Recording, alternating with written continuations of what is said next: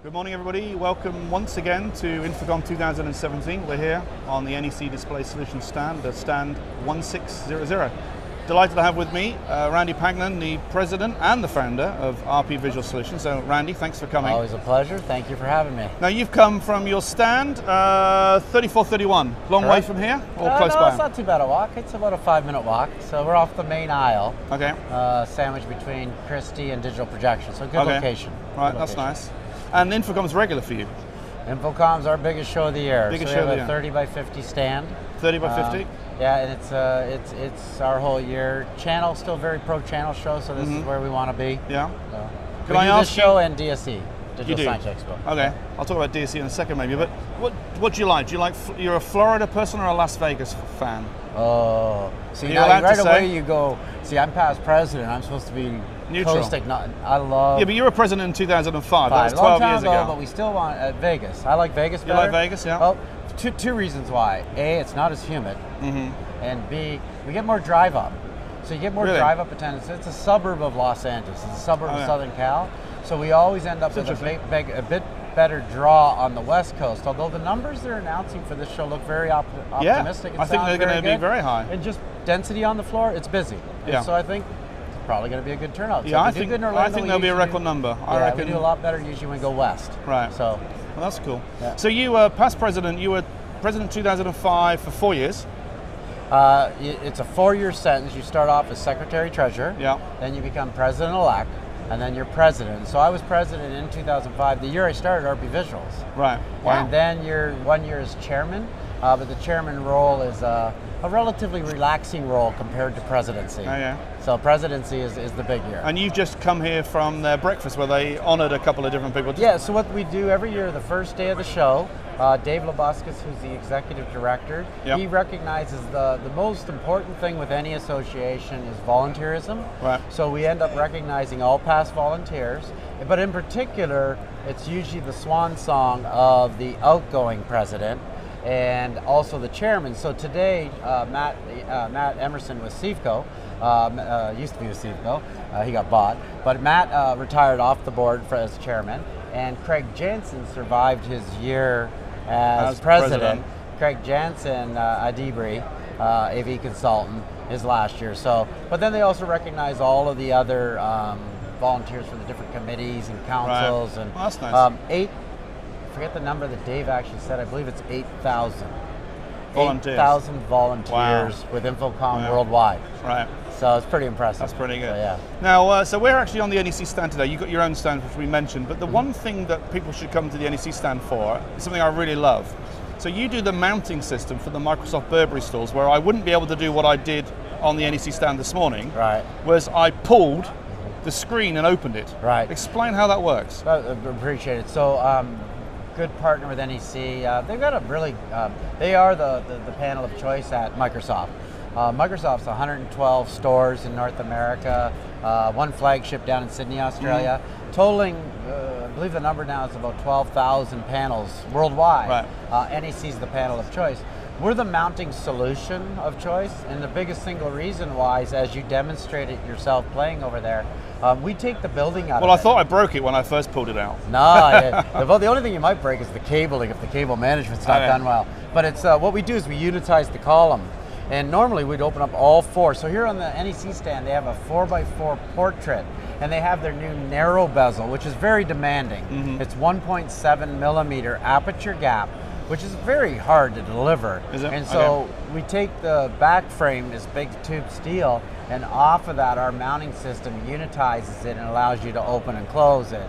And so that's at the front of the NEC booth as soon as you come in the main entrance.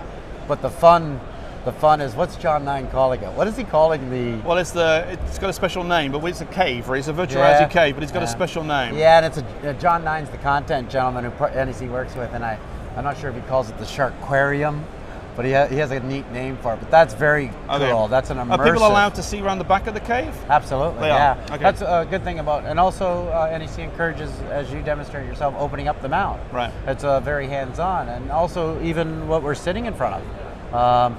Direct view LED from NEC with a diffuser to the audience left. Yeah. And then normal straight LED here on on the other side. Right, yeah, that's for sure. Yeah. So what display trends then? You must be at the forefront of seeing the trends from your position of the mounting solution side of things. So in our booth, it's actually, we call it a digital zipper. Left to right, we have two NEC 55-inch flat panels, narrow bezel 1.7. Right. So what trend you're seeing there is tighter and tighter bezels. Like, you know, you remember when it used to be like 25 millimeter bezels. Now they're down to 1.7 mil. Projection, and NEC as well, along with others, laser phosphor. We're actually seeing a little bit of resurgence back into projection with laser and with ambient light rejecting screen materials. So RP Visuals, we're the distributor for DNP, Dai Nippon, and DNP's Supernova product is exhibited on our stand, and we have projector and projection screens. So you're seeing a lot of advances in screen technology with ambient light rejecting, and even in diffusive screen properties. You know, all the major screen manufacturers have new product announcements here at the show, which is cool. So a little bit of resurgence there, and then of course in direct view LED. That's a big thing, isn't it? Just higher resolution. Well, the stands are unbelievable today. Well, the LED behind us is 2.5 mil. We couldn't believe it was that. 2.5 mil, It looks so much better, and to be able to use it as a broadcast backdrop is fantastic. Well, actually, perhaps more surprising is, you know, 5 years ago, minimal amount of our business was mounting direct view LED. And if you come look at the digital zipper we have 1.2 mil and we have 1.5 mil. One's on an X arm, one's on a curved fixed frame. And that's 2 of the 5 displays that I'm showing. Yeah. But that's also my representative of my revenue of my company. Really? 40% of our business now is mounting direct view LED. 5 years ago, it was 5%. Right. So 40% is direct view LED. So again, if you look at NEC stand and the amount of direct view LED that they're deploying, and what you're seeing just in the booth here, is pretty representative of the trend you're seeing. Well, that's good. You're in a unique position to see that trend, I guess. And the nice thing about it, LED, is it's truly a jungle. It's still in the growth stage. There's no standards. Right. None of the 2 tiles are the same. They all have a slightly different pixel pitch, a slightly different format, slightly different. And so that's good for a custom mount manufacturer that can adapt to different options and solutions. Okay, good. My last question then is about DSE. So NEC are one of the unique, I think, display manufacturers where they managed to bring together their presence in Amsterdam at ISE, which I think you missed this year. The first time in many years. And I love that show, and I heard it rocked. It was really good this year, 70,000 people. And the weather wasn't too bad for once, strangely. And the weather's not too bad here right now. It's pretty good, isn't it? Right now. It's true. But NEC managed to bring together the ISE stuff, and then the DSE, they do their own showcases. Then they come to InfoComm, and then they do a New York Digital Sound Show. But you do DSE and ISE. How do you differentiate between the two? This is more partner focused, is it? And this DSE is more end user? channel. Traditionally, historically, you've got more channel. You got a lot of integrators, dealers. That's just it's a trade show association. Right. And you have a lot of AV consultants and specifiers. And of course, important to us is actually networking with other manufacturers, which is really key. Much more channel related here.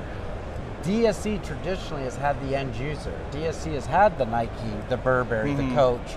Verizon people would go to digital signage. However, this morning at the breakfast, Dave Labuska shared that currently registration of InfoComm, and it's going to change because Drive Up will be more channel partners, but right now more than 40% of the attendees at InfoComm are end user. Wow. And back when I was president, it was 20%. Yeah. So that's good. They're drawing much more end users, and I think that's what the industry says they want to see. The more leads that NEC gets, the more leads they get out to their channel partners. Right. So getting more end users here is a good thing. Makes a lot of sense. So. Good. Okay, Randy, I'm going to let you get back to your stand. It's 3431 if anyone wants to go and see. Appreciate it.